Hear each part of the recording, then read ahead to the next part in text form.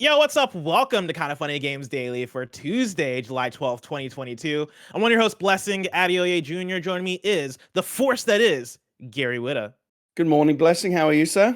Gary, I'm doing very good this morning. We were just talking about breakfast foods, and you asked me what my favorite breakfast was, but I didn't get to ask you that.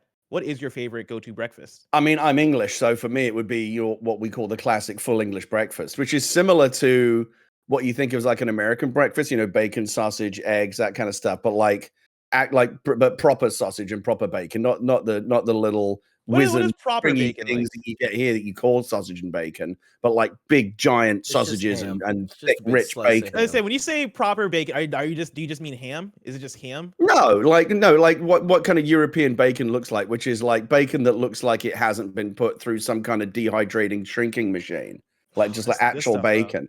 And then maybe some toast, fried mushrooms, baked beans. Never been a big fried tomato fan, but just gonna get some potatoes on there, maybe some hash browns.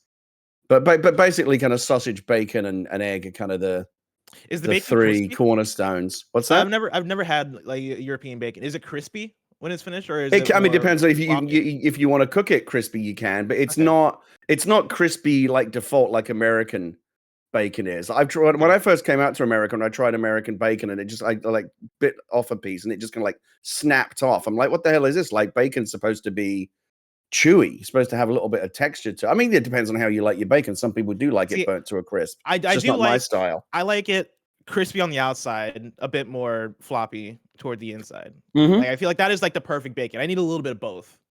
I need it to melt in my mouth. Would this be wrong? The one that I've clicked there, those.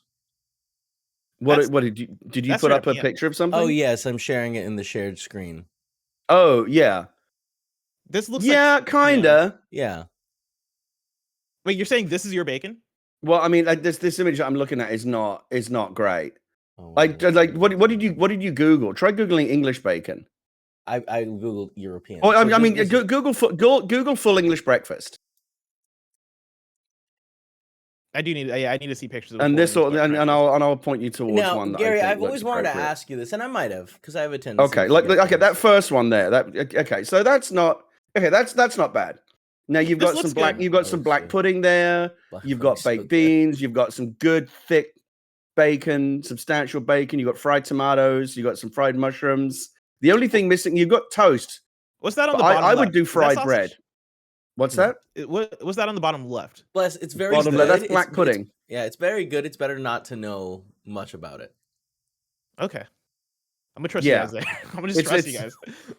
Yeah, you would call. I think Americans call that blood sausage. Mm-hmm. They do. Now, you see what I mean? Bless, it's very good. Let me tell you. But it is essentially congealed blood that's been deep fried. Is it bloody sausage? I don't know if I can do. No, it's literally congealed blood. Yeah, I mean, I formed into like a sausage shape, and then you fry it in a pan. Here's the thing, right? I really like Filipino food. Yeah, they have a lot in I like that.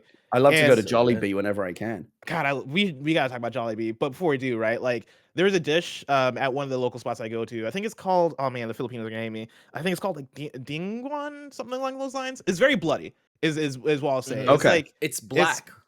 Yes, right? It's like black. Yeah, black, very like liquidy. It's a different kind of texture, but I dig it. But like, I can't think about it. I can't think about the fact that it's like blood. Diniguan is what. So I'll give you my two other favorite breakfasts, and they're both kind of like regional things. One is I really do like huevos rancheros.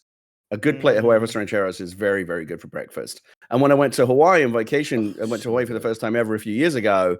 I discovered what is actually my favorite breakfast, which is they have a thing there called Loco Moco. Have you ever had that? Oh, yeah. Love a Loco Moco. Loco Moco is incredible. Oh my God. That to me is the ultimate breakfast. They're living in the year 3000 in Hawaii. They're so far ahead of us.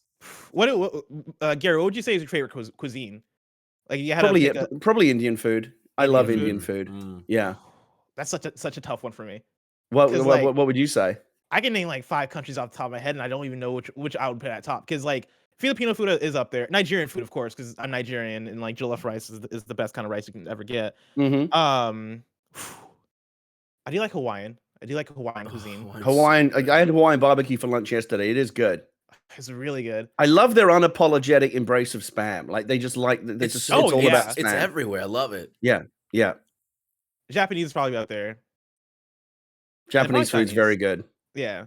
I mean, the whole continent of Asia just has fantastic food. And Have so, you you know ever what, had- if I can just include that all is like a bulk answer.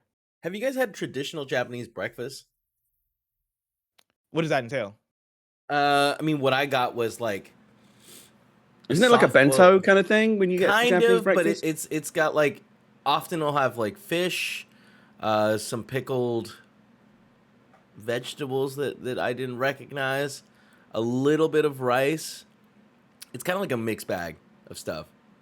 Once the pandemic is fully over and our youngest is old enough to travel with, I really want to go to Asia. I've never been anywhere in Asia, and I really want to go. I'm thinking like somewhere like Same. Singapore, because I watch these kind of food videos on YouTube, and I watch like these kind of like night market, these street markets that they have, where it's like every kind of food imaginable. It just looks so good. I want to go to these like night markets and just devour everything from all the different food carts. Well, Gary, if you remember, like at the start of the pandemic, right before the pandemic really hit, we were planning to go to, I believe, Japan for Super Nintendo World. Like, I know. Well, I we're in mean, the beginning stages of making that plan. That's right. And of course, now they're actually, they are finally building the American version of Super Nintendo World. I think that kind of funny trip.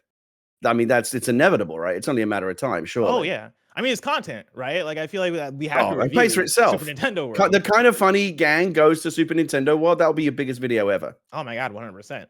Gary, enough about Super Nintendo World. Enough about all the cuisine that we're into. Even though I can talk to you about this all day, let's talk about some news stories. Today's stories include a new Kirby game just got announced. Speaking of cuisine, Last of Us 1 has gone gold, only took 10 years, and more, because this is Kinda Funny Games Daily. Each and every weekday at 10 a.m. live right here on twitch.tv/KindaFunnyGames. We run you through the nerdy news you need to know about. If you're watching live, you can correct us when we get stuff wrong by going to kindafunny.com/you're wrong. If you don't want to watch live, you can watch later on youtube.com/KindaFunnyGames, roosterteeth.com, or you can listen later on podcast services around the globe by searching for Kinda Funny Games Daily. Remember, you can use that creator code Kinda Funny on all Epic Store and Epic in-game purchases like Rocket League and Fortnite to help support the channel. To be a part of the show, to patreon.com/KindaFunnyGames, where bronze members or above get to write in, and silver members or above get the show ad-free with the exclusive daily post show. Housekeeping for you. Shout out to Prime Gaming for sponsoring our streams. To celebrate Prime Day, you can start freeloading over 30 games with Prime Gaming for Prime Day 2022. And then you'll also be able to claim additional games on Prime Day, July 12th and July 13th, which will include AAA titles like Mass Effect Legendary Edition, Grid Legends, Need for Speed Heat, and Star Wars Jedi Knight Jedi Academy, Star Wars Jedi Knight 2 Jedi Outcast, and Star Wars Republic Commando. So check out the link in the description to start freeloading games now. And then come party with Greg, Joey, and SnowBikeMike and Xbox this Friday in LA. We're taking over the Fonda Theater in Hollywood for the As Dusk Falls launch event, and you have to be there. You can RSVP now at kindafunny.com/Xbox. Thank you to our Patreon producers, Fargo Brady, Gordon McGuire, and Al Tribesman. Today we're brought to you by ExpressVPN, MeUndies, and Athletic Greens, but we'll tell you about that later. For now, let's begin with what is, and forever will be, the Roper Report. It's time for some news. We have 5 stories today. A baker's dozen. Starting with our number 1. You thought Kirby and the Forgotten Land was it? Well, guess what? You're wrong. Nintendo's announced a brand new Kirby game. This comes from Emma Roth at The Verge. Kirby's getting yet another Switch game. This time, it's a 4-player competition to see who can gobble up the most strawberries. The trailer for Kirby's Dream Buffet has Kirby and friends rolling across food-themed obstacle courses while shapeshifting into desserts like a cupcake or chocolate bar that grant him different powers. Kirby's Dream Buffet looks kind of like a Super Monkey Ball. Only Dream Buffet swaps bananas for strawberries and a plastic ball for, well, Kirby. As the 4 players consume more strawberries, they grow bigger to prepare for what Nintendo describes as a final fruity fight atop a floating platform. At the end of the trailer, Kirby and his three blue, green, and yellow companions plop down on food scales to see who managed to eat the most. The largest Kirby crushes the scale and takes away the winning ribbon, as Kirby's other friends appear to watch in satisfaction at what Kirby has accomplished. Nintendo says the game's arriving on the Switch this summer, but hasn't specified a date or pricing. The game will let you play with up to 4 friends locally or online. Gary, were you able to check out the trailer for this one this morning? Yeah, I saw it this morning, and I instantly became super excited about it. I think it looks like a lot of fun. The vibe that I got from it, because, in our house, we're always looking, like, we love Mario Party and stuff like that. We're always looking for things that you can play, like 3-4 players. that we can play as a family. And I think this will be perfect. We love Kirby. It's all food themed. You know, all the levels look really delicious. The food themed maps in like Mario Party and Mario Kart are always my favorite ones. They always make me hungry when I play those levels. You play the cake map in the last Mario Party? Right. Yeah, like Peach's birthday cake. And I don't know, the vibe I'm getting from this almost kind of feels like a little bit like Mario Party, almost weirdly like a little bit Fall Guys, but like just for 4 players, like different obstacle courses and mini games and stuff. I don't know. To me, it looks like it could be a lot of fun. Yeah, you know, you mentioned Fall Guys. That was my first immediate thought when I watched the trailer. When you get later on in the trailer, when they start showing gameplay, you have like a floating obstacle course that looks a lot like a Fall Guys. Absolutely, right? Yeah, and like art style wise, I think it fits Kirby well. And God, can we just talk about how cute Kirby is? Just as a character, I think. Yeah, Kirby and this is like almost like a little shrunk down baby Kirby, right? Because it looks like he gets hit almost by like a shrink ray or something, right? He's like staring at this birthday cake or this giant cake and going, ooh, and then he gets hit and shrunk down and turned into like a little baby version. Kevin, are you able to rewind back to like, it's somewhere in the first third of the trailer where Kirby is making the cutest facial expression I've ever seen? Oh yeah, right here. Like a few seconds forward. Right there. Look at that. God damn! Look at this guy. That's pure Kirby porn. Like how in the year of 2022, how can somebody not love Kirby? Like look at this. You gotta rep the set right here, Gary. Oh, look at you. Right now, my apartment is filled with Kirby balloons because like I love Kirby, obviously. But who loves Kirby even more than I do is Michael Hyam. Michael Hyam is fucking obsessed with Kirby nowadays. It's his birthday this week, and for his birthday, his girlfriend hit me up and was like, "Yo, I want to deck out the apartment in Kirby decorations." And so like I blew up a bunch of Kirby balloons that she sent over. I put up like some like Kirby stickers all over the place. I have like a Kirby basically like a happy birthday ribbon set up in the kitchen. And let me tell you, man, Kirby aesthetically is fucking immaculate. I fucking love Kirby. Kirby has always been great, I think, aesthetically, and always done like, you know, go back to like Epic Yarn, and you know, there's always been a really cool vibe. The most recent game, you remember, you all laughed at me. I remind you, Blessing, when I picked Kirby in the Forgotten Land in the draft. You all laughed at me. Who's laughing now?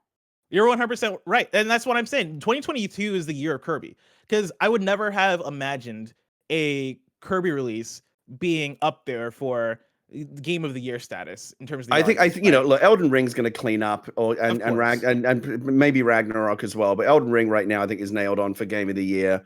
But I think that I really hope that, especially since it came out earlier in the year, I really hope that Kirby doesn't get forgotten in the conversation, because Kirby and the Forgotten Land, like everyone who plays it, remember like Andy Cortez, right, kind of slept on it and then played it. It was like, oh my God, what is this game?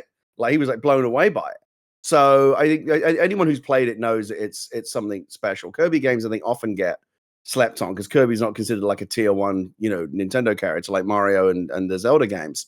But the Forgotten Land's incredible. And I really do like the look of this as well. I mean, it'd be interesting to see what they do. All it says is download on Nintendo eShop, which makes me think maybe there's no physical version. What if it's free? I mean, there's some things that still need to be resolved here. I don't think it's going to be a thing that's only available through like your Switch Online membership or anything. But speaking of that, I will be interested to see if there's like, is it couch play only? Is there going to be some kind of online? I mean, they could do like Battle Royale, Fall Guys type stuff with it. There's a lot we don't know right now. Yeah, the vibe I get from it is I assume it's going to be an eShop only game. I assume it's going to be maybe $20 to play, and they gotta have online in there for this kind of game. Like if they don't have online, I think that'll be a huge miss. I would think that the great way to do this would be to put it up for free if you have Nintendo Switch Online, the membership. I mean, they've done that before, right, with Tetris 99 and all kinds of other games, but it remains to be seen. What was interesting to me was it said, you know, summer. It said summer, right? It's summer now, which means it can't be far away. They almost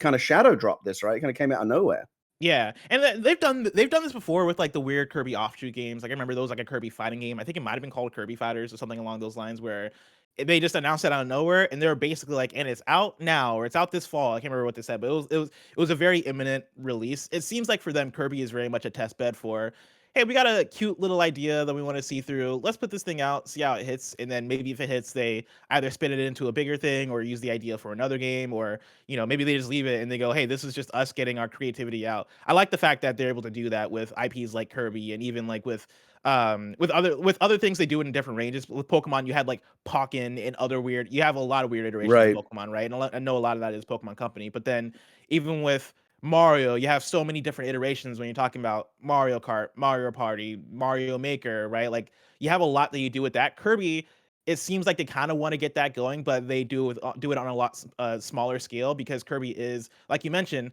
not on the same level as a Mario or a Zelda. So you have to kind of approach it with, all right, what makes sense for how we treat the IP of Kirby. But again, talking about Kirby in 2022, Kirby, we don't see as in Animal Crossing, we don't see as in Mario, et cetera, et cetera. Do you think we'll get there at some point? Do you think there's a chance that Kirby could ascend and be talked about as a top tier Nintendo franchise? I mean, I think this year, right? I think you got to say this is probably the best year that Kirby's had in a long time, right? Between Forgotten Land and potentially this, if this is a banger as well. Two great Kirby games in 1 year, and one of them, at least we know, is a legitimate game of the year, at least shortlisted, right? At least any shortlist for game of the year that is like worth its salt at all this year should have Kirby on it, because it really is that good. And I just keep thinking it's interesting. People have said to me before, like they feel like Fall Guys is a game that Nintendo would have made, right? Because it's very cute, Yeah. and it's it's just purely fun, right? And it's suitable for all ages. And Fall Guys right now is bigger than it's ever been, right? Since it went free to play, I think they said like 50 million players. Like it's huge. It's bigger than it's ever been. And obviously, this isn't a reaction to that because it's way too soon for that. But I just wonder if Nintendo hasn't been thinking if there is like space for a Fall Guys type game in their lineup. And if Nintendo were to have made Fall Guys, right? Imagine that we're in an alternate timeline where Fall Guys was a Nintendo game, but it was applied to an existing Nintendo franchise. Feels like Kirby is probably the one that would have been the best fit. And what we're seeing here with this game kind of feels like that's halfway towards this, right? It feels very Fall Guys. And we won't know until we get a better look at the gameplay. But I saw things that looked like races. I saw things that looked more like obstacle courses, like different types of rounds. There's a lot of kind of Fall Guys boxes that are getting checked here. And if it were to be free, I'm not necessarily saying it would be, but if it were to be free to play, and if it is, it's only going to be through Nintendo Switch Online. It's not going to be completely free. You'll be paying for it one way or another through your Switch membership, or maybe it's a cheap download or whatever. And there is some kind of online component. I don't know. I feel like it could potentially be really big. Yeah, I mean, what you just described sounds like a hit, honestly. And Right. I look at Nintendo, and I'm sure somebody at Nintendo might be considering, hey, what if we were to enter into the battle royale space in a little bit of a bigger way? Because they've dipped into it with things like Tetris 99 and Mario 35 games, Yep. right? And the Pac-Man one as well. Pac-Man 99. Yeah, I mean, they love the battle royale space right now. And I mean, the one thing that I think Nintendo never really does is like overtly copy other people's hits. Like, oh, here comes Nintendo with their latest, like they're copying Fall Guys now or whatever hit. Like they usually make the hits and other people follow. But that space, that battle royale space that isn't predicated on just running around shooting people in an ever closing ring. That's one of the things that's most amazed me about. And I was totally wrong on this when like PUBG and Fortnite and battle royale started like popping off. I remember thinking like, it's a great concept and it's revolutionized the way we think about shooters, but like, is this something that's really going to stick around? It never occurred to me that the battle royale, just basically that simple kind of like 60 to 100 players, and within one game you eliminate it down to one champion. That's basically the battle royale format. Would be so flexible, right? It works brilliantly for Tetris. It works brilliantly for Pac-Man. It works brilliantly for Mario. With a little bit of thought, it seems like you can apply that single elimination format to almost any kind of gameplay. And I just feel like I don't know. We're probably getting ahead of ourselves here. There's nothing really in that reveal to suggest that there is any battle royale, that there is any major online. It could just be like a fun little 4-player party game. But even on that basis, it would be a lot of fun. Yeah, like this game looks fun. I can't wait to try it out. And as I watch the trailer, it's not something that I think I'm going to play long term. I don't know if this is going to have the sticking power that something like Kirby and the Forgotten Land did. I think this is going to be let's hop into it, see if it's cool. Oh, okay, seems fun. And then we go on to the next thing. I think that if you're it depends what kind of household you're in. If you're in a household where there's a bunch of people, let's say you live with a bunch of roommates, or you've got your family, you know, and you've got people in your house that can all sit around on a couch and like fill a four-player lobby. That's where the richness of these games works best. I think you know, like Mario Party, Mario Kart, those games are fun online. They're perfectly fun to play by yourself, but they're most fun when you've got 4 people on a couch kind of jostling each other with controllers, bitching at each other, complaining about the inherent unfairness of Mario Party games. That's where it's most fun. Yeah, I can see when this game comes out, again, some premium kind of funny content playing this game. 100%. I think for sure you'll see at least a kind of funny stream where we're playing this game and probably having a blast. And if this game sticks, right, if it works well, I could see it being the first step into what you're talking about, Gary, where hey, like this could work well as a battle royale. This could work well if we make it bigger and we actually try to do the Fall Guys thing. And of course, it's Nintendo, so they won't do the Fall Guys thing, right? They would make it their own. Yeah, yeah, and that's like, I mean, it's part of what we love and also can't stand about Nintendo is the fact that they never do the obvious thing, right? They never go the obvious route. They always have to find a way to find a twist or find some way to subvert always our find a way, expectations. And a lot of that time that leads to strokes of genius. And a lot of the time it leads to weird Nintendo decisions where we're like, oh, why would you do this? Like the answer is right there. Why would you go the left direction? And that's just Nintendo. But I'm very excited to see how this lands. No, I was glad to see it. Just in terms of the bigger picture, I was in a Discord chat with some friends yesterday, and we were talking about how, like, somebody said there's nothing really coming out between now and the end of the year that I'm super excited about. And I'm thinking, like, what am I excited about? And there isn't really that much. Like, I wonder if this is going to be kind of a lean. That if the back half, you know, sometimes the gaming years always tend to be like feast or famine, right? There are years when it's like, oh my god, too many games. I think we had like the last few years have been like, oh my god, there's too much stuff coming out in the fourth quarter. How am I going to keep up with all of these games? This year doesn't feel. I don't know about you, bless me. It doesn't feel that way to me. Yes, there's Ragnarok. I personally am not super excited about that only because I never finished the first one. I want to go back and finish the first one to see if I can get excited about diving into Ragnarok. But the only thing that I can think of that I'm really genuinely excited to play is Stray, which I have like a weird affection for. I think Stray is going to be fantastic. But now this, as soon as I saw this as one, I was, oh, finally something else to get excited about. Yeah, I mean, the rest of this year, it's an interesting year. For me, it's still exciting. And it's funny enough, this was the question I have in post show for you is what is Gary looking forward to for the rest of the year? So we can deep dive even more there. But as I look through, I have my super fun game release calendar that I post on Twitter every now and then. And I look through it, and for me, it is September and October where things really hit in terms of volume. But then, you know, November, we're going to get God of War Ragnarok, and then Pokemon Scarlet, and then December, we're getting Callisto Protocol. And those seem to be the games for those months. But you go to September, and it is Last is Part 1. It is Splatoon 3. Metal Hellsinger, I'm really looking forward to. And then I'm kind of looking forward to this game, Valkyrie Elysium. I want to at the very least check that out. That's like a smaller JRPG coming out of Square Enix. Then I look into October, and it is Overwatch 2 coming through October 4th with the multiplayer there. Marvel's Midnight Suns, which I think looks pretty interesting. Plague Tale Requiem coming through in October as well. Scorn, High on Life, which I'm really looking forward to, as somebody who I like Rick and Morty a lot, and I like Justin Roiland and the games that he's made before. And then it is Gotham Knights, Call of Duty Modern Warfare 2, and then the Resident Evil DLC.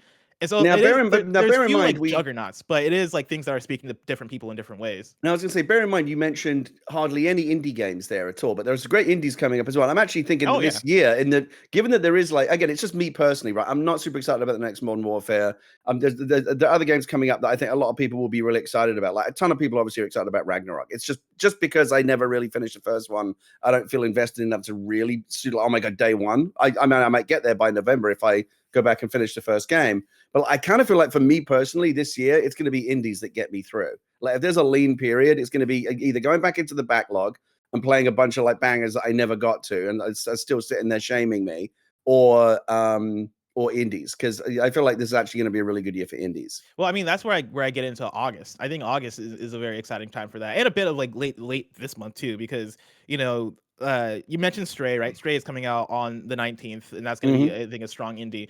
August has Cult of the Lamb, which a lot of people are looking forward to, and that game looks rad as hell. As far as indies, it also has Roller Drome, which I'm really looking forward to. I think that game looks really cool. That's the arena shooter skating game that's coming to PlayStation. You have Midnight Fight Express, which also really looks cool. It's another beat 'em up style game with the top-down kind of isometric point of view. And then not indie, but a little bit lower key, Soul Hackers 2. That's another one that looks dope as hell. JRPG coming out of Atlas, which has some Persona vibes. And Gary, I know you like Persona a lot. Love Persona 5, yeah. Soul Hackers 2 might be one for you to look out for because it has some of that vibe and energy. Again, same developer, has a art style evoking that a little bit. Cool soundtrack. It not as high budget and not as like doesn't have the production value of Persona, but I think it might still scratch that same itch if you are looking for something along those lines. And then also Saints Row. Like Saints Row is coming out in August, and that's one that I'm looking forward to. I'm really in two minds about Saints Row. I want to believe. I want to believe too, Gary. But I just kind of feel like so that because I love me some Saints Row. That very I was thinking about this yesterday because I made this huge mistake. I've been very nostalgic about World of Warcraft lately for some reason. I used to be a hardcore World of Warcraft player back in the day. Right up until I think Cataclysm was the last expansion that was when I dropped out. But like from the original launch from beta all the way through Cataclysm, I was in a hardcore raiding guild. I played 10, 12 hours a day. I had a big problem with it. And to this day, it's still like some of my fondest memories are like raiding with my guild. And I have a lot of fond memories of World of Warcraft, but I've always promised myself I would never go back. And I don't know why, but I was looking at some World of Warcraft content on YouTube the other day, and it made me really super nostalgic. I was like, you know what? I haven't logged into Warcraft in probably 10 years. I wonder if my character is still there. And I logged in and he's still there. I was like, oh my God. But like even just reinstalling the game made me feel like you're going back down a rabbit hole that you really don't want to go down. So I immediately kind of uninstalled it again. And I've completely lost track of the point I was trying to make. I think you're talking about Saints Row being archaic. Yes, and so that was, yes, thank you. So that was the similar. So Saints Row is another similar thing where like I feel like I loved Saints Row because somebody said to me like, dude, even if you go back to World of Warcraft now, it's not the game you remember. Like it's changed so much, like you won't recognize it. And I wonder if that's going to be the case. Like I totally understand why, like the games that we loved back then.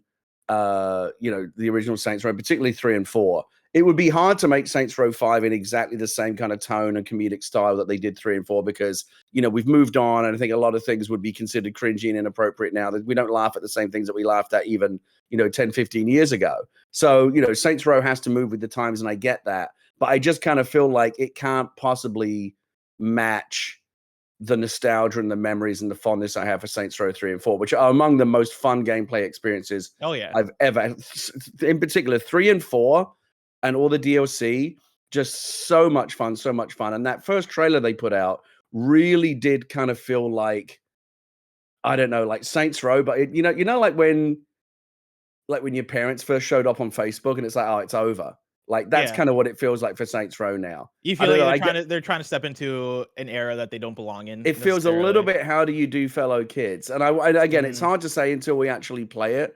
I don't think they can recapture the same magic. The question is, can it be something else on its own terms, which is equally good, but not? But again, I think many of us that are expecting to like recapture those classic Saints Row vibes that we remember, that's not going to happen.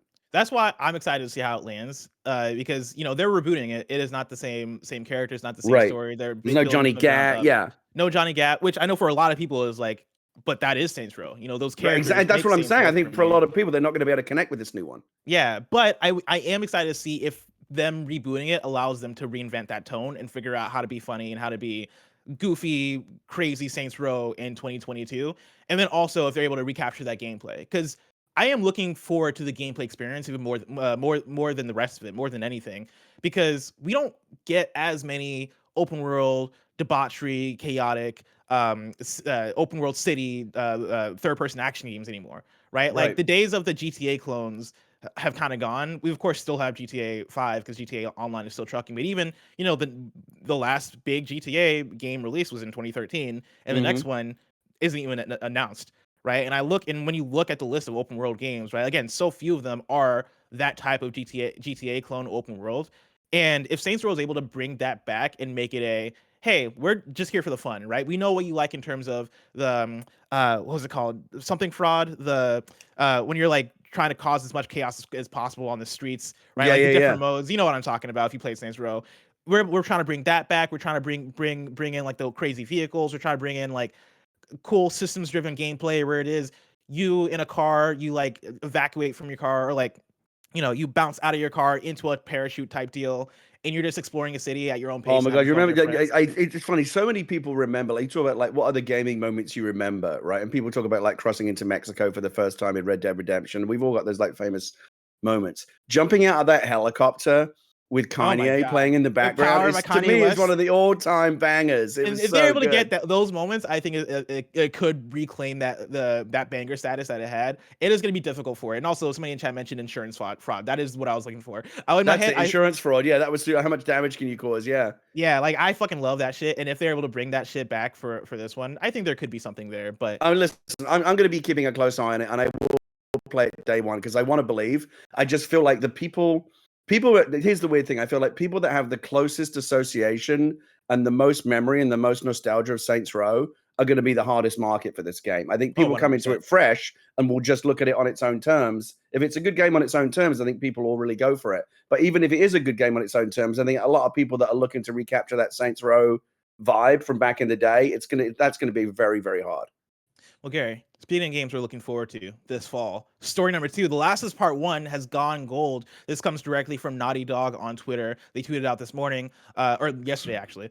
Thrilled to announce The Last of Us Part 1 has gone gold. Congratulations to the dogs and our partners at PlayStation who contributed their passion and talent to the growing world of hashtag The Last of Us. Gary, what are your hype levels for The Last of Us? For the remake? For the remake, yes. I was thinking about this when I saw the news that it went gold yesterday afternoon. I knew that we would be talking about it today, and I thought about it a little bit. For me personally, the excitement is not super high for a couple of reasons, and I think that one of the but that's again I think it's to answer the question, because a lot of people are asking this question, like is The Last of Us the answer to a question that no one asked? Right, that's the thing. Is like, why do this and why do this now? This costs millions of dollars and a team of probably hundreds of people working for years. Why do this when you could do like any number of other things? Like why remake The Last of Us? Like, what's the answer to that question? How do you justify the existence of this project?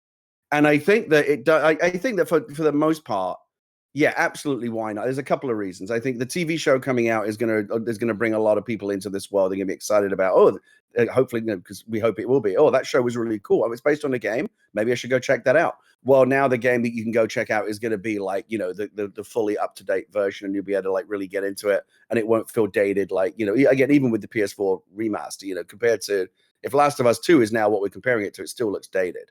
But I've seen some of the comparisons, and yeah, they really did improve this, immeasurably in some way. So I think that, again, here's the weird thing. Much like Saints Row, I think that this Last of Us Part 1 remake, I guess it's a full remake more than a remaster. It's going to be more popular, and I think have more validity and more appeal for people who have less familiarity with The Last of Us and people who are coming into it the first time than people who are like really, really familiar with it. Like for me personally, and again, this is what we've been talking a lot recently about, like, what is the statute of limitations on remakes? Like, how old does a game have to get before it starts to feel valid? Oh yeah, let's go back and revisit that with a remake. And Last of Us, I kind of feel like it's not that old, right? It's less than 10 years old. Not at all. So and we've had at least one remaster, plus a sequel, plus all these spin-offs. Well, not too many, one spin-off. But the point being, like, is the nostalgia, like, you have to miss something, right, for there to be nostalgia, for you to want to go back to it. And like, have we as gamers, people that played the first one and maybe played the remake as well, have we the PS4 remaster, have we had enough of a chance to kind of get nostalgic about Last of Us Part 1 that going back is going to feel like, oh yeah, all those classic moments are coming back, but better than ever? I kind of think not. I really do think this is aimed more at new players who are going to be coming in off of the TV show, that maybe are coming in, maybe they played Last of Us Part 2, maybe they just played it first and are like, oh, I should go back and play the first game and see what this is all about. This is then the better option. And I think for people that want to play like the Last of Us epic, right? You want to play 1 and 2 together, playing back to back for like the full epic experience. This is now a much more valid way to do that, because they brought the graphics up to Last of Us Part 2 standards. So the two games actually feel like of a piece, right? Like they could literally do a Last of Us. They might very well do this, right? Imagine a Last of Us epic release that actually has both games kind of fused into one. I guarantee you there is going to be a Last of Us Part 1 plus Part 2 director's cut situation. Oh, yeah. I'm sure that'll come in 2023 or 2024, right? I mean, honestly, they could time it with Last of Us Factions that they're going to talk more about next year, right? I think bundling all that into one thing is going to be such a strong approach to do it.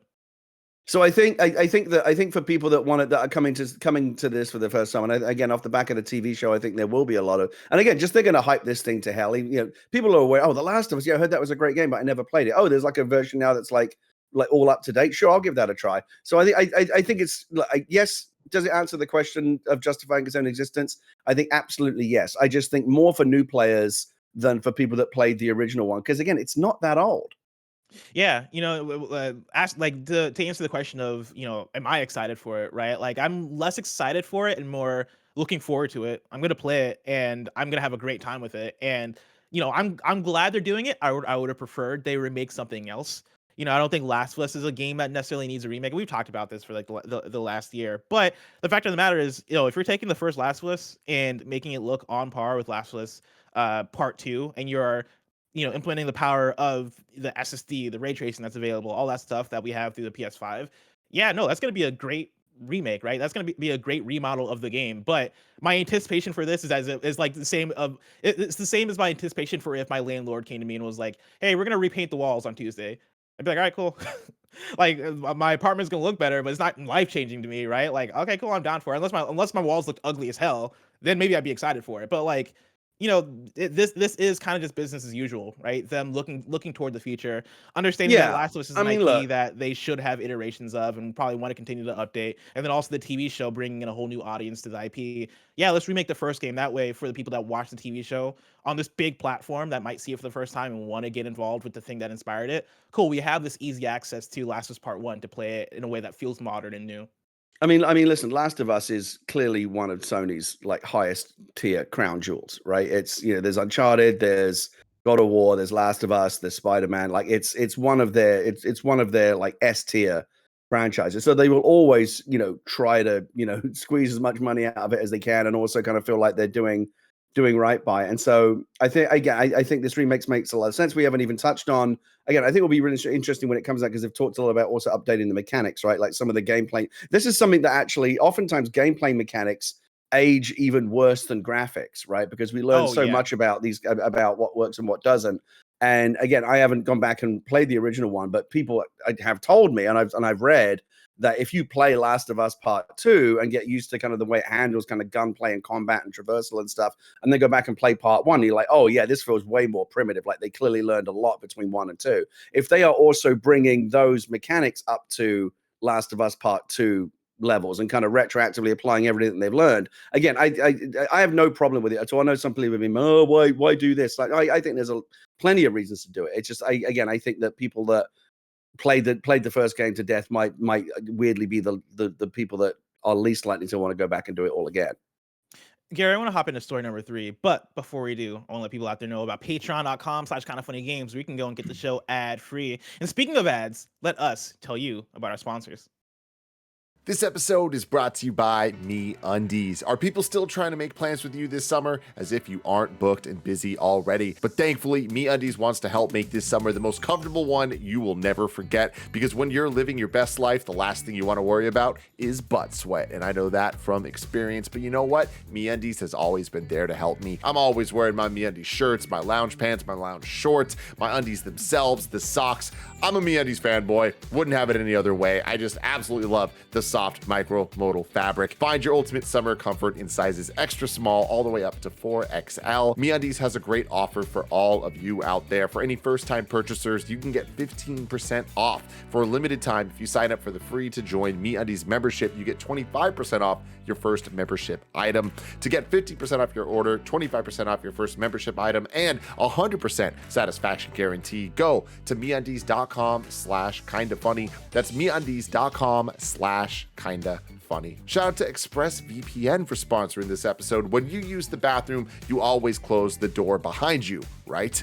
Well, you don't want random passerbyers looking in on you, so why would you let people look in on you when you go online? Your internet service provider knows every single website you visit. ExpressVPN puts a stop to this. It creates a secure encrypted tunnel between your device and the internet so that your online activity can't be seen by anyone. I use ExpressVPN on all my devices, whether it's my phone, my desktop, everything. Anytime I'm using the internet, just because I am trying to stay as safe as possible. The best part is using ExpressVPN is as easy as closing the bathroom door. You just fire up the app, You click one button and you're protected. It is so easy. It's the biggest button in the world. One click, you're done. So if you're like me and believe your online activity is your business, secure yourself today by visiting expressvpn.com/kindafunny. You can use our link, expressvpn.com/kindafunny, and you can get an extra 3 months free. That's expressvpn.com/kindafunny.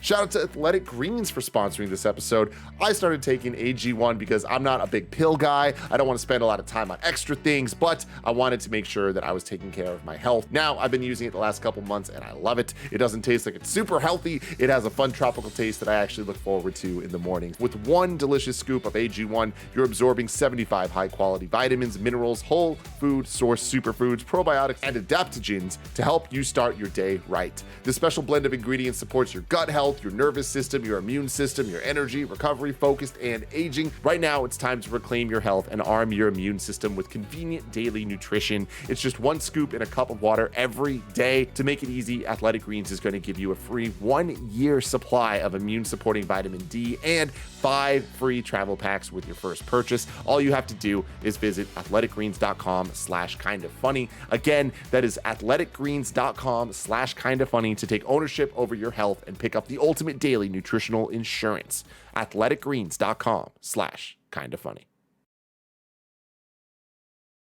Story number 3, Gary. We got a Power Wash Simulator review roundup for you. Right now, we don't have Metacritic and OpenCritic roundups because there's not enough reviews out there for Power Wash Simulator. But I do have a couple of reviews to pull for you. I want to start off with Jade King at The Gamer, who gave it 4 out of 5 stars and says, Power Wash Simulator is a darling escape into a profession I never knew I had any passion for.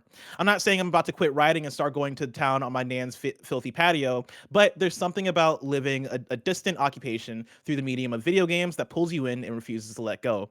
Life is stressful right now, so having a place to set my worries aside and clean up virtual arenas while also giving my own mind a good cleanse is more than welcome. And Feature Lab has more than delivered on that grounded fantasy here. And I'm going to hop into Ed Thorne's review at Rock Paper Shotgun, who gave it an unscored review but writes this. Despite all my gushing, the game won't be for everyone. You might not take to what's in the grand scheme of things a quiet, mundane job. No matter how satisfying power washing on the surface might be, jobs can drag on a bit longer than you'd like, as you quite literally miss a bit. Then you have to consult your list, find it, and look for whatever furnishing flashes briefly to draw your attention. Mm-hmm. Sometimes it's really hard to see what's unclean about something that you might think is sparkly white, but the game's progress bar has deemed otherwise. Wildly spraying down something that looks immaculate does make you lose a bit of faith in the simulation, even if it's a lighthearted one. But issues with the game are small in comparison with the true satisfaction and serene spaces it provides. While not everyone will get on with its brand of manual labor, it's a simulator for the everyman. Gary, I think you've been looking forward to Power Wash Simulator. Is that correct? Well, I mean, I was going to say I totally concur with those reviews, and I think they're largely on the money because I don't know how many. Well, I'll tell you right now. Let's see how many hours I have in Power Wash Simulator. I've been playing it since it first hit early access. It's one of my favorite games. I have 29 hours in Power Wash Simulator, which is really not that. I actually thought it would be more, but I played it a lot on stream. I've been playing it ever since it was in early access, and they recently added the multiplayer. I think it's finally going 1.0 this week, and it's hitting the consoles. This is why the reviews are now dropping, but it's been in early access for a while. And they've been adding various different content drops. And it is, like, again, to just echo those reviews, it is a ton of fun. I think, now more than ever, there is a need for games where you can just kind of like chill out and relax and zone out, listen to a podcast, and just, there's no time limit, there's no time pressure, there's no real kind of competitive aspects. You can just kind of relax. It's just there is something often very relaxing in the mundanity of a chore, right? Which you can complete if you just put enough time in. And there, and if have you ever used a power washer in real life, Blessing? It's very satisfying. I've not. It's very satisfying stripping all the filth off of something and seeing all the clean surface underneath. And the game actually mimics that really, really well. And it's particularly fun in multiplayer. And I do agree with that one criticism that some of the later levels, it's like, oh my God, how long is this going to take? Like, it's going to take hours to clean off. Like, there's a whole underground subway station that takes a really long time to do. I think some of those later levels are really designed more for groups where you can do it more quickly if, like, you break into different sections and divide up the work. But yeah, some of the later levels can be frustrating where there's like one tiny little piece of grime somewhere on the underside of a banister that you've got to like manually go find before the game deems it to be 100% complete. And those moments can be frustrating. But for the most part, I honestly can't recommend Power Wash Simulator. Wow. People have laughed, oh, what, like it's pressure washing? Like it seems like a silly idea for a game, but it's actually absolute genius, and it's very, very calming and very relaxing. And sometimes that's what you want, right? You don't always want, like sweaty, Elden Ring boss battles or hyper competitive battle royale. Like sometimes you just want to chill with a game, and this game really, really delivers that experience. Like just sit back, no pressure. Well, I mean, obviously there is pressure, but not the kind that's going to stress you out. That was good. That was really good, Gary. That was really good. No, it's fun. It's a ton of fun, and I honestly can't recommend Power Wash Simulator enough. People always think we're joking about it, but no, it's genuinely super fun game. Yeah, no, I mean, I think these games, whenever I read through Out Today or just read through a list of games that are coming out, right, I'm always fascinated by the simulators that pop up. And I remember like back in the day, I guess, when simulators first started becoming more and more popular, like when they started becoming extremely popular, I want to say like farming simulators were the ones, and the truck driving simulators were the ones that first started to come to extreme prominence. And I remember being so confused.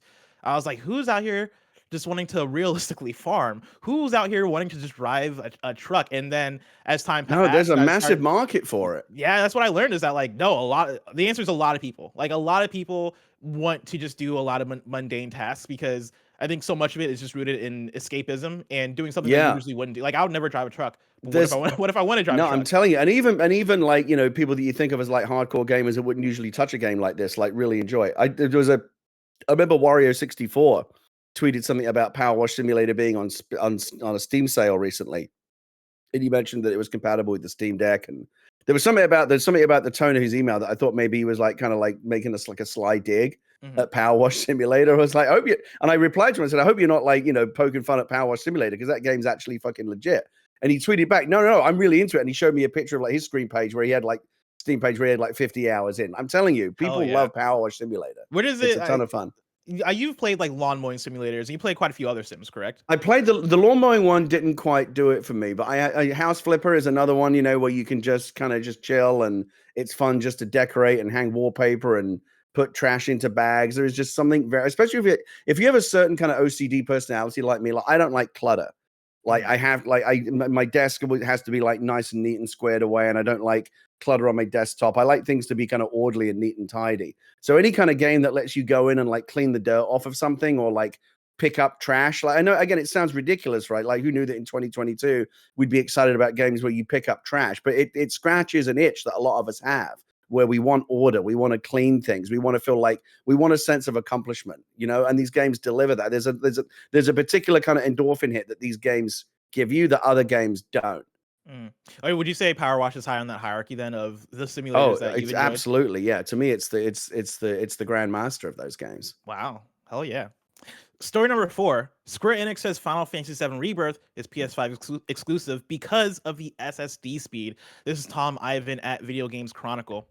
Square Enix has claimed Final Fantasy VII Rebirth is exclusive to PS5 and skipping PS4, partly because of its desire to exploit the new-gen console's SSD. The first trailer for Final Fantasy VII Rebirth was shown last month, revealing that the game will be part 2 of a planned trilogy.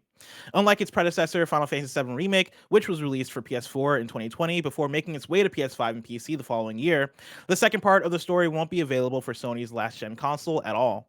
During an interview with Japanese publication Gamer, Rebirth producer Kitase claimed there were several factors involved in the decision not to release the game for PS4.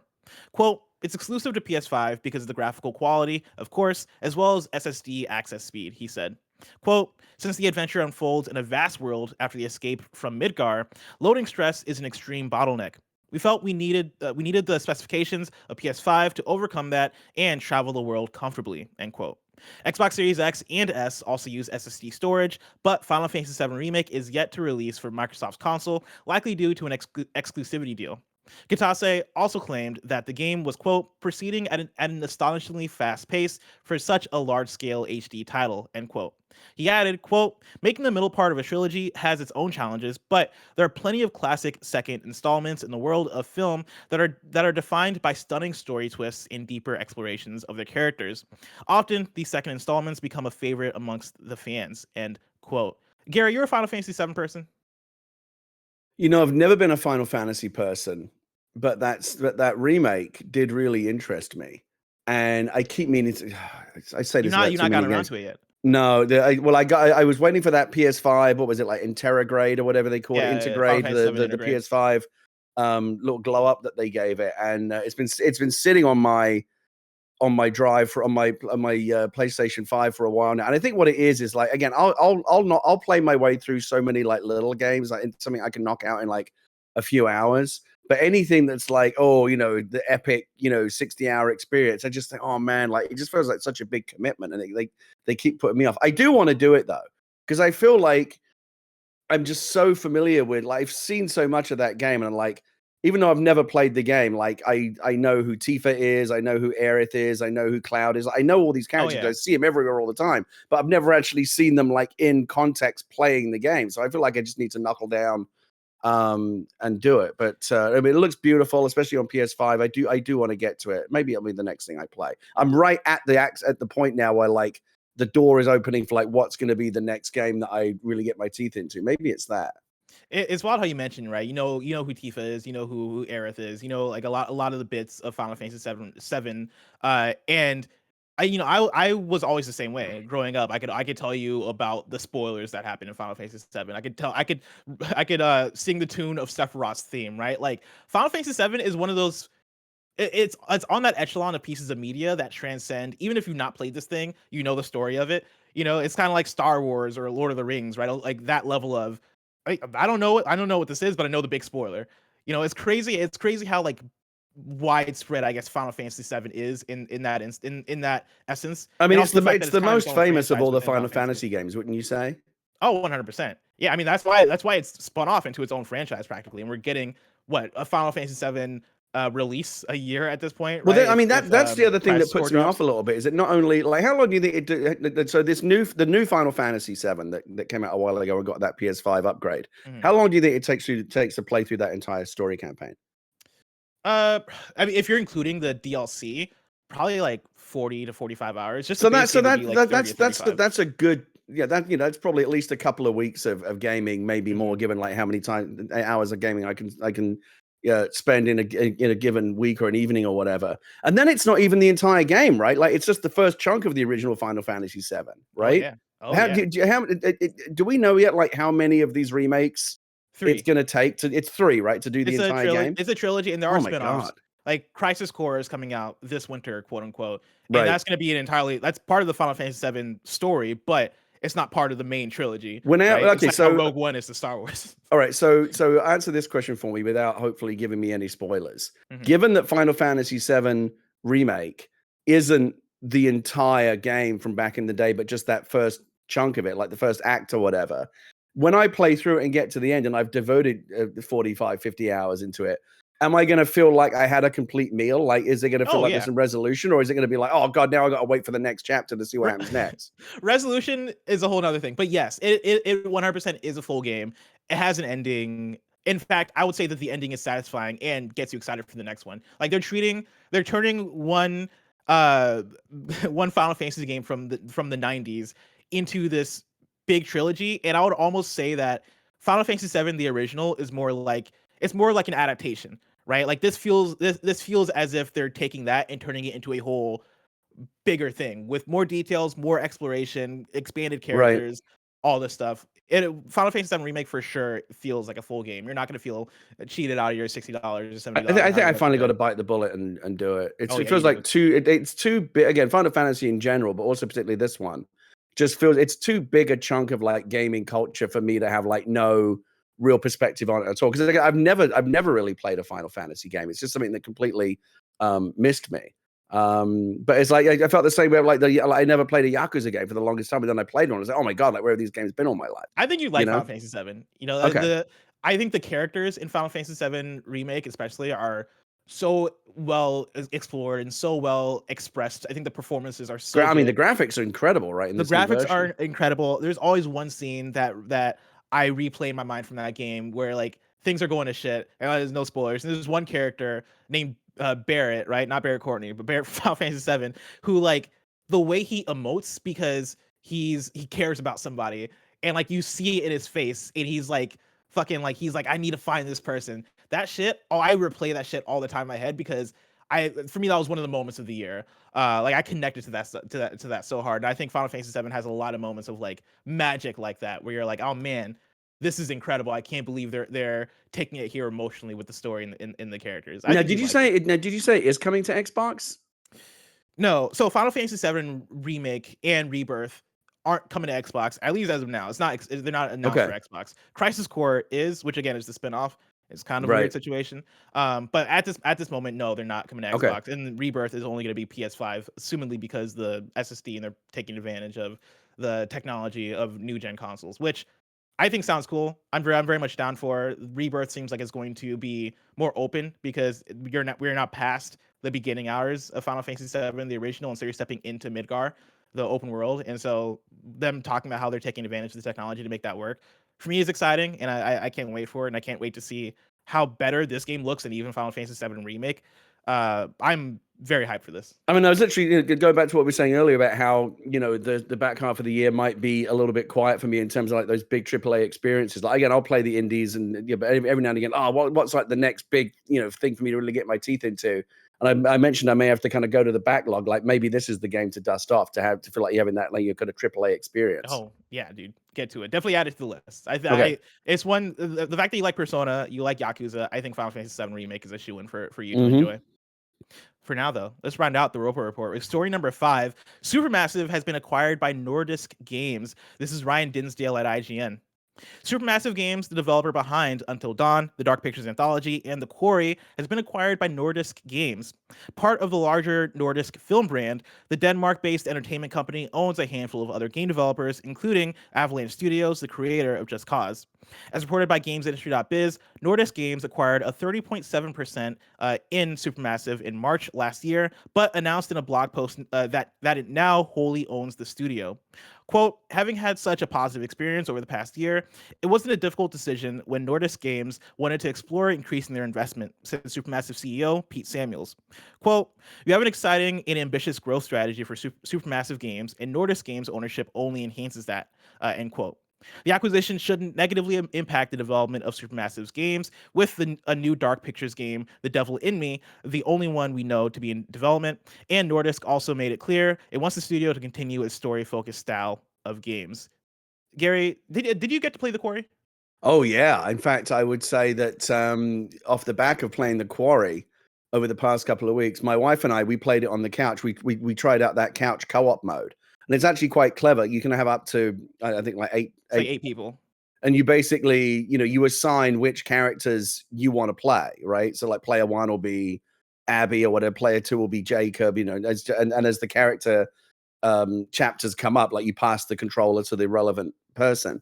And we broke it because it's 8 main characters in the game, right? And it's like half boys, half girls. And so Leah played all the female characters and I played all the male characters, and we had the controllers going back and forth over the course of, again, we don't get to play for more like an hour or two a night. So it took us the better part of like 2 weeks, I think, to play through everything. But I had a ton of fun with it. And Supermassive, off the back of The Quarry, I think has become one of my favorite developers. Like, they're so good at what there's a very, very specific thing that they do, right? These kind of, you know, narrative story focused, you know, high production value horror games, but they're so good at it, right? Like the facial capture is amazing. Graphically, the polish, these games are so beautifully polished.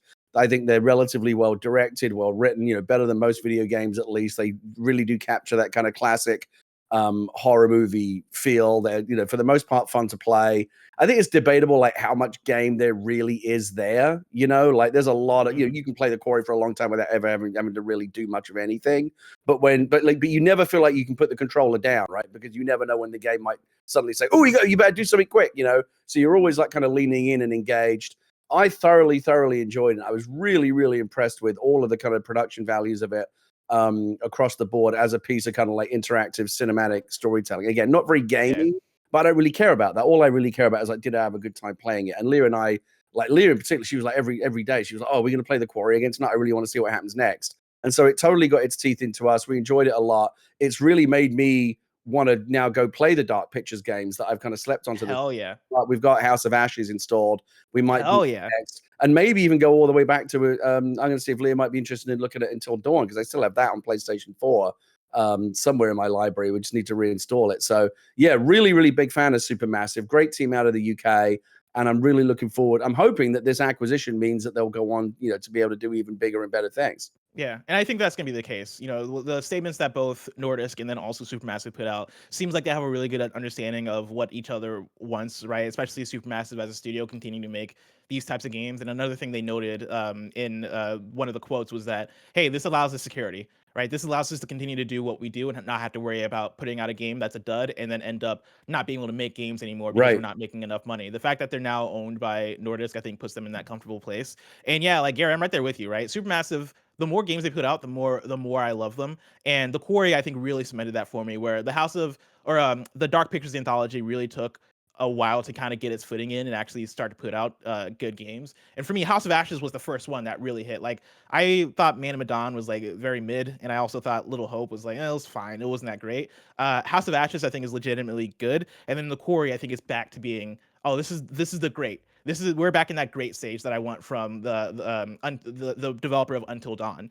And talking about gameplay, right? Like, choose your own adventure, I think that is gameplay of itself. Being able to figure out what direction you want to go. Even I know QuickTime events get dogged on all the time, and I kind of get that for action games like God of War or whatever. But in a game like this, where it is horror, anybody can die. Yeah, like, you want to be on the edge of your seat, and you want to be like on edge the whole time. I think it works. Listen, super I mean, well. it really, the Quarry is barely a game in the traditional sense, right? Mm-hmm. But also, I would also say I don't care, right? Like it's a hybrid form of entertainment. All I care about is as I sit in front of the TV with a controller in my hand, like on a Friday night for 3 hours, am I having a good time? And like at no point during, I don't know what it was, the 10, 12 hours it took us to play the Quarry, were we not having a good time? It's a blast. 100%. I was just having this conversation with Janet, I want to say last week. And I was telling her, I think like the choose your own adventure story narrative games might be one of my favorite genres. I love them. Between the Quarry, between Dark Pictures, between, even I remember Detroit Become Human back in the day. I love Detroit because I know it got a lot of shit, but I really enjoyed it. Yeah, like Quantic Dream games tend to get a lot of shit, and I understandably so, because I think a lot of the time the stories can be dog shit at times. Mm-hmm. But I came out of Detroit being like, yo, I love the gameplay of Detroit and like the visuals and all that stuff, but like the way that the butterfly effect really does span out, and you can really decide a lot of the fates of the characters and the stories. And how that stuff goes. That is an art of itself, and it's tough to get down. It's tough to do well a lot of the time. And I think fewer developers do it well. And I think the Supermassive is one of the developers that do it well. And then you have others, right? I remember I recommended to you, I forget the name of the game, but it was one of the Wales Interactive games, FMV, where it's like a battle royale. And God, no! Shit. I played. I hated it. I still have a bone to pick because it was awful. But like, that's how much I enjoy that kind of game. Where was it called, like Blood Beach, or what was it? What was it called? It was terrible. Blood Beach? It was so bad. Gary, it was like one of those Sci-Fi Channel original movies. Sport is someone in the chat. Is that it? Yeah, I think Blood. I don't know. No, it was called like Bloodshore or something like that. Bloodshore. It was Bloodshore. Bloodshore. Me, Kevin, and Mike had a blast. So bad, see, the difference is when you play something like The Quarry, it's actually directed by someone who knows how to direct, and it's written and acted by people who know how to do those things. Really hurtful. Whereas Bloodshore was not. We don't know. Bloodshore was definitely on another level. Vision, maybe that was. But I think that's just the fun of those games. Sometimes those games are very fun, even when the story is bad. And sometimes even for because sure. The story is bad. But I think they're better when those elements are done with some degree of competency. The only thing I want to say about The Quarry, and just my own personal experience with it, is Leah actually wants to go back and redo some stuff because so 100. I read up yesterday, 168 different possible endings, right, in terms of the combinations of who lives and who dies. Mm-hmm. We got, like, of all 168 possible endings, we got what I am certain I would put as like my 168th least favorable ending that we could have got. No, because like, how like early in the game you start to develop you immediately, part of the fun of the game, right, especially you sitting around with other people, is like, I don't like him, I like her. Like you instantly kind of get like a vibe on the different characters, and different people like or dislike different characters. I've decided fairly early on who I liked and who I wanted to survive and who I didn't like and wouldn't care if they died. By the time it was over, the only two people that survived were the people that I liked by far the least. And the two people that I wanted to survive the most had the absolute worst deaths. And it was like, oh my God, like you do kind of want to go back and replay it and get a better ending. It's such a gut punch when somebody your favorite character dies halfway through. Oh, especially when it's because you screwed up. Like in my Yep. case, I killed Caitlyn. Caitlyn was my favorite character because she was the only one that was in any way fucking competent. And I got her killed because like when I had to use the shotgun, I panicked and was like wiggling the wrong thumbstick and I didn't shoot in time. And she got horribly, horribly eaten by this monster. And I was honestly like, I was like, I wanted to apologize to the character. I felt bad that I got her killed. So you can tweet at Brenda Song, let her know, like, hey, my bad. Yeah, I'll let her know. Gary, I can't wait to see when the nukes. I can't even think where I want to transition. I can't wait for the next Supermassive game. I can't wait to see when the nukes drop. I can't wait for the next Supermassive game, The Devil in Me. But the release of that is just so far away. If I want to know what's coming out to mom and grab shops today, where would I look? The official list of upcoming software on each and every platform, as listed by the KindaFunny Games daily show hosts each and every weekday.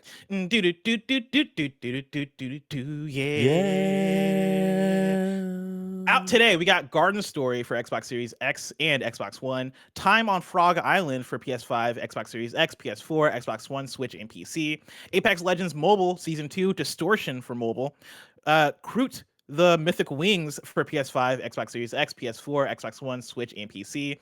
Fist Forged in Shadow Torch for Switch. Long Live the Queen for PS5, PS4, Xbox Series X, Xbox One, Switch, and PC. And then Excel for PC. That is XEL, not XL. XEL for PC. New dates for you. Excel is coming to Switch on July 14th in a couple of days.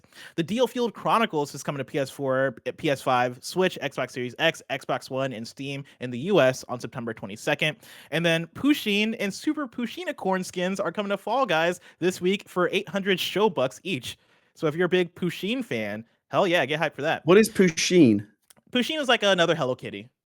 Okay. It's like one of those brands that people really love. Deal of the day for you. Amazon Prime members can now claim over 30 free games until July 13th, including Mass Effect Legendary Edition, Grid Legends, Need for Speed Heat, Star Wars Jedi Academy, Star Wars Jedi Knight 2, Jedi Outcast, and Star Wars Republic Commando. Some good games on that list for free games. Yeah, no, get on that. And that's today and tomorrow that you can do. Is that part of Prime Day? Because I remember looking at the list going, wow, those are like better games than you would usually expect to get for free on Prime. But it's also Prime Day when you get all the big discounts. So I'm wondering if it's part of that. Oh yeah, it 100% is part of Prime Okay. Day. Yeah, that's been like we've been doing the activation for it because I think we're sponsored for that, and so we've been shouting that out every day. So as a reminder, go get you some free games. Freeloading. Now it's time for KindaFunny.com/you're wrong, where you write in, let us know what we got wrong as we got it wrong, so you can correct it. We can correct it for those watching later on YouTube.com/KindaFunnyGames and later listening on podcast services around the globe. Okay, I'll take that. Kebab says, breaking news: the delicious last course has already sold 1 million copies. So there you go. I don't know if that would have made. Wait, sorry, what sold 1 million copies? Cuphead, the DLC. Oh wow, good for them. Yeah. Now it's time for me to let you know about tomorrow's hosts. Tomorrow you're getting me and Janet on KindaFunny Games Daily. If you watch this live on Twitch, after this is a sponsored Amazon stream featuring Andy playing some Mass Effect. If you want to catch that stream later, you can subscribe to youtube.com/KindaFunnyPlays. Remember, this has been KindaFunny Games Daily, each and every weekday live right here on twitch.tv/KindaFunnyGames. We run you through the nerdy news you need to know about. We have a Patreon post show for those that are subbed at the silver level of patreon.com/KindaFunnyGames. So stick around for that. Otherwise, until next time, game daily.